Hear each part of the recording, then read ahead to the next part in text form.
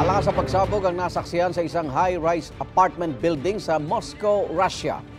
Umamaroon ng drone strike na galing umano sa Ukraine. Isang naiulat na namatay at 3 ang sugatan. 2 gusali ang nadamay at nasunog. 30 flights naman ang naantala dahil sa pag-atake.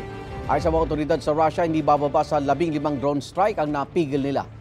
Walang konfirmasyon mula sa Ukraine kung sa kanila galing ang drone strikes.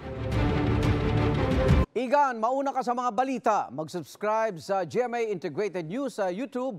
Sa mga kapuso abroad, subaybayan nyo kami sa GMA Pinoy TV at sa www.gmanews.tv.